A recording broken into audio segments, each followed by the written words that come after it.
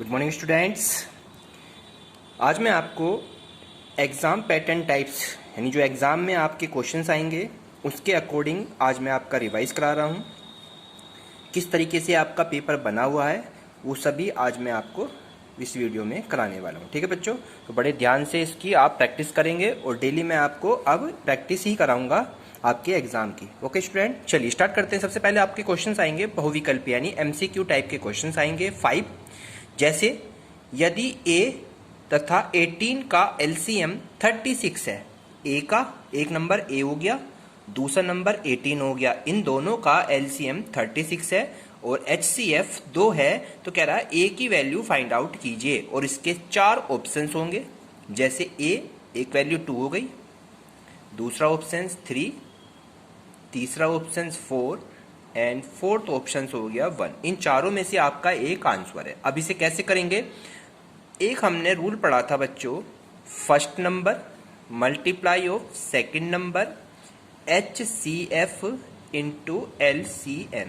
ये हमारा रूल होगा जब हमारे पास दो नंबर्स होंगे, दो संख्या होंगी, उनका LCM दे रखा होगा और HCF फाइंड करने को कहेगा। कोई सा भी पूछ सकता है, तो फॉर्मूला में इसी रूल का यूज करना है। ओके स्टूडेंट, तो पहला नंबर है A गुणा, सेकंड नंबर है 18, HCF हमारे पास कितना दिया हुआ है 2 एंड LCM कितना फाइंड है हमारे पास 36 और हमें A फाइंड आउट करना है। तो A एज इट इज रख लीजिए, 18 इन दोनों के अपोन में चला जाता है, 18 आ गया इनके अपोन में और 18 से इसे डिवाइड कर देंगे तो 18 दूनी 36 और 2 दूनी कितने होंगे बच्चों यहाँ पे आपके 4। तो आपका जो A का मान आया वो कितना निकल कर आया 4। तो हम किस पे टिक लगा देंगे बच्चों? यहाँ पे 4 पे टिक लगा देते हैं। इस टाइप के क्वेश्चंस आएंगे आपके, इसका रिवीजन करें, प्रैक्टिस करें।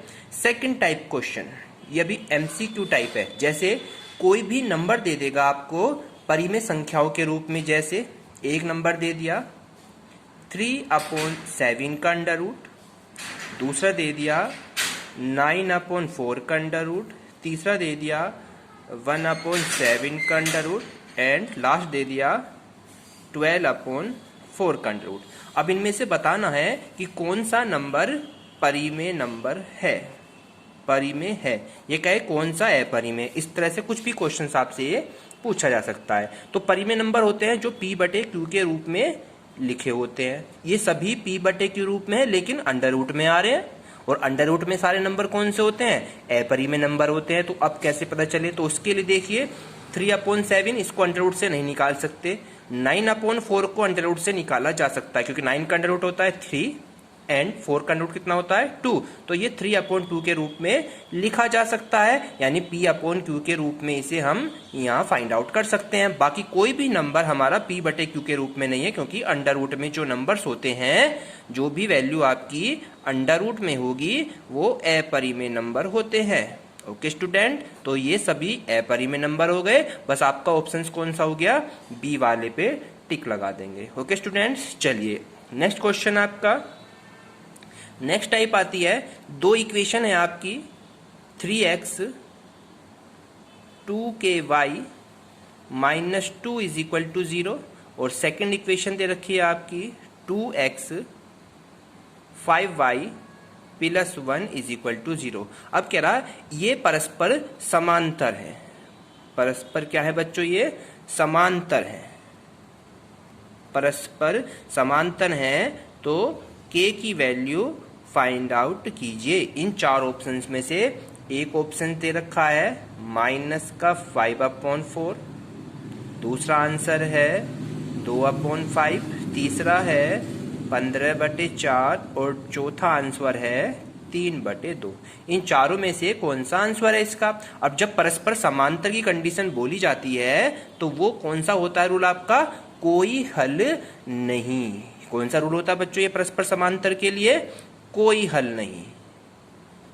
इसे हम कोई हल भी कहते हैं, कोई हल नहीं। ठीक है, तो इसका फॉर्मूला होता है A1/A2 B1/B2 नॉट = C1/C2। ये हमारा फॉर्मूला होता है। अब A1 B1 C1 कैसे निकलते हैं? फर्स्ट इक्वेशन से। A2 B2 C2 निकलते हैं सेकंड इक्वेशन से। तो A1 की वैल्यू कितनी है यहाँ पे 3, ये रख दी मैंने 3। A2 की वैल्यू है 2, B1 की वैल्यू है 2k एंड B2 की वैल्यू है 5 एंड C2 की वैल्यू है यहाँ पे -2 और C1 की -2, C2 की वैल्यू है 1। ओके स्टूडेंट, अब इसे सोल्व करना है और हमारा आंसर आ जाएगा। इन दोनों नंबर्स को ले लेंगे और k की वैल्यू फाइंड आउट हो जाएगी। चलिए, तो 5 की 3 में 5 3 जा 15 हो जाएगा और 2 2 जा 4 हो गया। k की वैल्यू निकालनी है, 4 इसके बटे में चला जाता है, तो k की वैल्यू क्या निकल गई बच्चों आपकी 15/4। तो हम किस पे टिक लगा देंगे, सी वाले ऑप्शंस पे टिक लगा देंगे। इस टाइप के आपके सभी क्वेश्चंस आने हैं एग्जाम में, तो इस तरह के क्वेश्चन भी आप रिवीजन कर लेंगे। नेक्स्ट टाइप का क्वेश्चन देखते हैं। नेक्स्ट टाइप, जैसे आपका एक नंबर दे रखा है ab² और दूसरा नंबर दे रखा है a³ ठीक है। ये दो नंबर दे रखे हैं, कह रहा है इन दोनों का LCM बताइए कितना होगा। ऑप्शंस दे रखे हैं, आंसर दे रखे हैं यानी कि AB, सेकंड दे रखा है a² b², थर्ड दे रखा है a³ b³ और D है आपका a³ b²। ओके स्टूडेंट, अब जब दो नंबर है इस रूप में तो उनका एलसीएम कैसे फाइंड करते हैं। एलसीएम का तरीका बता, जो ऐसे नंबर्स में सबसे बड़ी पावर होती है वही एलसीएम होता है। तो पहले ए में देखो बड़ी पावर, ए में यहाँ पे कितनी पावर 1, यहाँ पे ए में कितनी 3, तो ए की पावर बड़ी कौन सी हो गई 3। अब बी में आ जाइए, बी में यहाँ 2, बी में यहाँ 1, तो बी में कितनी बड़ी 2, तो ये हो गया b²। तो आपका जो एलसीएम आया बच्चों वो कितना आया a³ b²। कहाँ है a³ b², फोर्थ वाला नंबर, इसी पे हम टिक मार देंगे, ये आपका आंसर हो जाता है। ओके स्टूडेंट, एक ऑप्शन है, अगर देखिए एक परिमेय नंबर ले लें, परिमेय संख्या ठीक है, और एक अपरिमेय नंबर ले लें और इन दोनों की आपस में गुणा कर दें। परिमेय संख्या की और अपरिमेय संख्या की आपस में अगर गुणा करते हैं तो हमेशा कौन सा नंबर आता है बच्चों, एक अपरिमेय संख्या ही आती है। क्या आती है बच्चों, एक हमेशा अपरिमेय संख्या। कैसे, चलिए परिमेय नंबर ले लेते हैं। सपोज कीजिए एक नंबर ले लेते हैं, परिमेय नंबर हो गया 3/8 ठीक है। सेकंड अपरिमेय नंबर ले लीजिए जो अंडर रूट में होती है। ओके स्टूडेंट, 2 से 8 को डिवाइड कर दिया, 2 4 8, ऊपर रह गया 3/√2 ठीक है, और नीचे रह गया 4। तो अब भी ये अंडर रूट में है, तो जब अंडर रूट में वैल्यू होती है तो ऐसे नंबर कौन से होते हैं, अपरिमेय नंबर्स होते हैं। इसलिए एक परिमेय नंबर की और एक अपरिमेय नंबर की जब मल्टीप्लाई करते हैं तो हमेशा क्या आता है, एक अपरिमेय नंबर आता है। तो इस तरह के क्वेश्चन भी आप तैयार कर लें। चलिए, ये तो हो गया आपके एमसीक्यू टाइप के 5 क्वेश्चन। कल मैं फिर नेक्स्ट क्वेश्चन कराऊंगा एमसीक्यू। अब मैं चलता हूं आगे अति लघु टाइप पे। ओके स्टूडेंट, इसको पेपर सेट को बड़े ध्यान से तैयारी करें। जो जो मैं क्वेश्चन आपको रिवाइज कराऊंगा डेली, उसे अपनी नोटबुक पे नोट करते रहें और रिवाइज करते रहें। चलिए, अब सेकंड टाइप के क्वेश्चन आएंगे अति लघु। अति लघु में आपके क्वेश्चन बिल्कुल एक एक नंबर के होंगे और 5 ही क्वेश्चन होंगे। जैसे एक क्वेश्चन है आपका 12, 15 और 21, इनका अभाज्य गुणनखंड विधि से एचसीएफ निकालना है। अभाज्य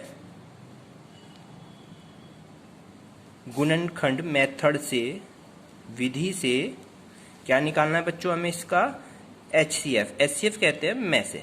क्या होता है बच्चों एचसीएफ, एचसीएफ होता है में से। ओके, तो चलिए कैसे करेंगे एचसीएफ, इसका करता हूं। गुणनखंड विधि होती है फैक्टर रूप में, जो हम इसको इस तरह से इसके फैक्टर निकालते हैं। फैक्टर मैंने आपको करना सिखाया हुआ है। चलिए, इसके 12 के फैक्टर कैसे करेंगे, 2 × 2 × 3।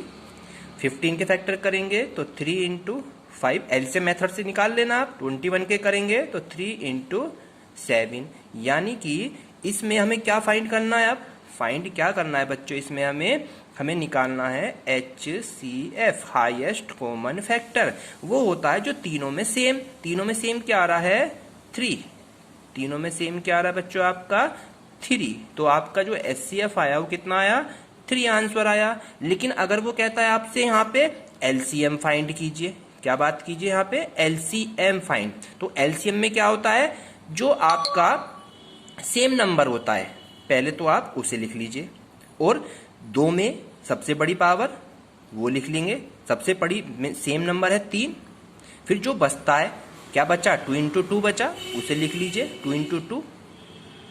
फिर 5 भी रहा आपका, ठीक है, फिर 7 भी रहा आपका। इन सब की जब मल्टीप्लाई करेंगे तो आपका एलसीएम सेम वाला नंबर लिख लीजिए, बाकी जो बचा वो नंबर लिख लीजिए। 3 दूनी 6 दूनी 12 पंजे 60, 60 सत्ते कितना हो गए, 420। तो ये आपका एलसीएम फाइंड हो जाता है। इस तरीके से एलसीएम और सेम वाला एचसीएफ होता है। तो दोनों मेथड कुछ भी पूछ सकता है आपसे। नेक्स्ट क्वेश्चन की तरफ चलते हैं हम।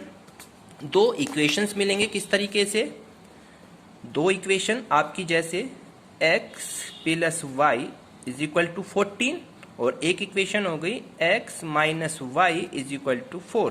कहेगा दोनों समीकरणों को हल कीजिए। हल मीन्स x और y की वैल्यू फाइंड आउट करनी है। और कैसे करते हैं, चाहे आप इसे विलोपन मेथड से कर दीजिए, चाहे आप इसे प्रतिस्थापन से कर दीजिए, या बीजगुणन विधि से कर दीजिए। तीनों मेथड मैंने आपको सिखाए हुए हैं। चलिए हम इसे विलोपन मेथड से करते हैं। तो y वाला सेम, तो ये कैंसिल आउट, और दोनों प्लस माइनस होते हैं अलग अलग साइन के, तो जुड़ जाते हैं। 1x और x कितने हो गए, 2x, और 14 4 कितना हो गए, 18 हो गए।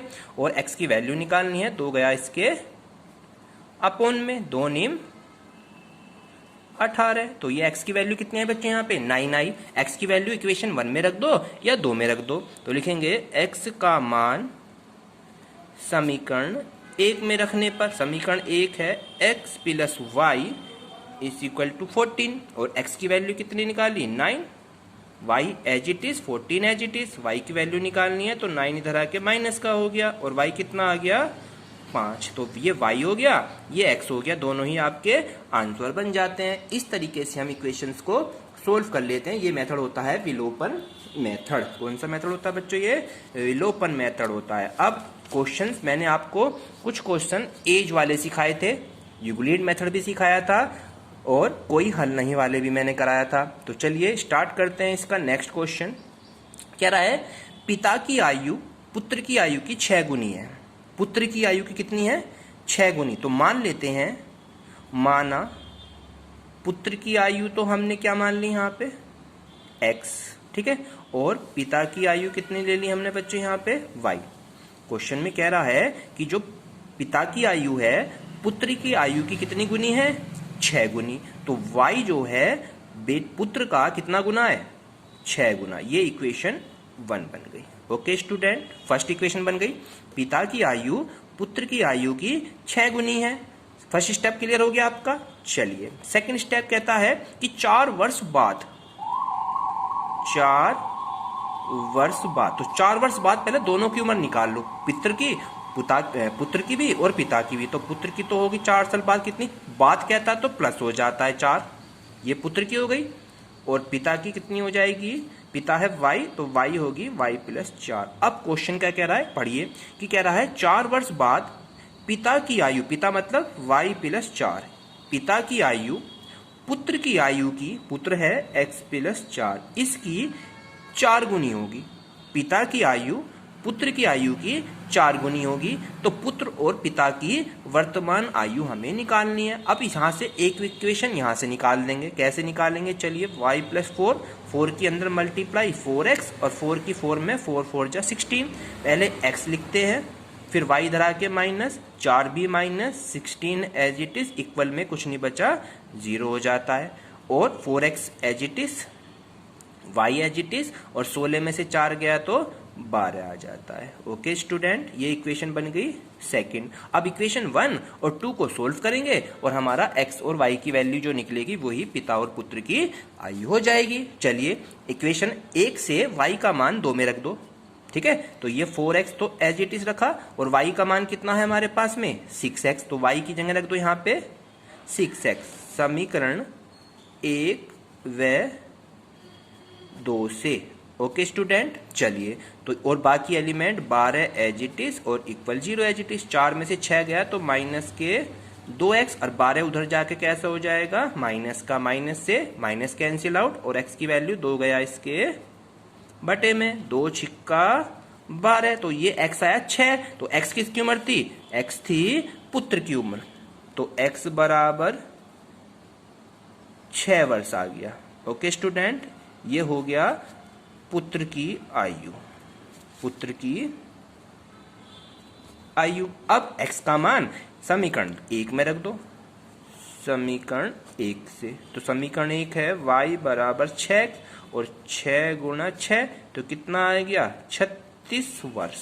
तो ये हो गया किसकी उम्र, ये पिता की उम्र हो गई। किसकी होगी बच्चों, ये पिता की। तो दोनों के आंसर आए, पुत्र की 6 वर्ष है और पिता की 36 वर्ष है। इस तरह के क्वेश्चन आप तैयार कर लें। नेक्स्ट टाइप क्वेश्चन आता है यूक्लिड से HCF फाइंड करना। चलिए स्टार्ट करता हूं मैं। क्या है आपका क्वेश्चन, अगला दे रखा है फोर्थ टाइप HCF फाइंड करना है बच्चों। हमें क्या फाइंड करना है, HCF, और नंबर है 135 एंड 225। ठीक है, किस मेथड से करना है, यूक्लिड से। ठीक है, तो यूक्लिड मेथड मैंने आपको करा रखा है और यूक्लिड क्या कराया था वो सब आपको पता होना चाहिए। ठीक है, चलिए क्या करता है यूक्लिड, 135 से डिवाइड करेंगे 225 को। ये तो होता है यूक्लिड में, डिवाइड करते जाते हैं और HCF हमारा फाइंड हो जाएगा। करेंगे 135 बन जा 135, तो इसे घटा देंगे 0, 12 में से 3 गया 12 हो गया ना, 12 में से 3 गया कितने बचेंगे 9। ठीक है, अब जो ये शेषफल आता है कैसे लिखते हैं इसे यूक्लिड पर में से, चलिए यूक्लिड से कैसे लिखेंगे, यूक्लिड पर में से कैसे लिखते हैं, बीच वाला आगे 2 to 5 इज इक्वल टू 135 की 1 में मल्टीप्लाई 135 इंटू 1 और शेषफल जो है यहाँ पे प्लस हो जाता है, ये यूक्लिड पर में है। अब 90 से किसे करेंगे डिवाइड, 135 को। ओके, 90 बन जा 90, 90 बन जा 90 हो जाता है। ठीक है स्टूडेंट, एक मिनट। ओके, चलिए तो आप क्या करेंगे, इसमें इसको डिवाइड करने के बाद माइनस कर दीजिए, कितना आ गया 45। फिर यूक्लिड में लिखेंगे, बीच वाला जस्ट आगे लिख लीजिए और 90 की 1 में मल्टीप्लाई 90 इंटू 1 और प्लस कितना शेषफल 45। ओके, फिर 45 से किसे करेंगे अब 90, तो कितना आएगा 45 दूनी 90, तो आपका शेषफल आ गया 0। अब 90 बीच में 45 मल्टीप्लाई 2 और शेषफल 0। जब शेषफल 0 आ जाता है और जिस नंबर पे आया वो है 45, तो इस नंबर का जो HCF हुआ, HCF ऑफ 135 एंड 225 इक्वल कितना आया 45। यही हमारा क्या हो गया बच्चों, आंसर हो जाता है यूक्लिड मेथड से। लास्ट इसमें क्वेश्चन देखते हैं अब। ठीक है, लास्ट क्वेश्चन है इसका आपका, k का मान ज्ञात करना है जब समीकरण का कोई हल नहीं है। समीकरण है, एक इक्वेशन ये रही और दूसरी इक्वेशन है 2x प्लस ky और माइनस का 3 बराबर 0, और कह रहा है इसका कोई हल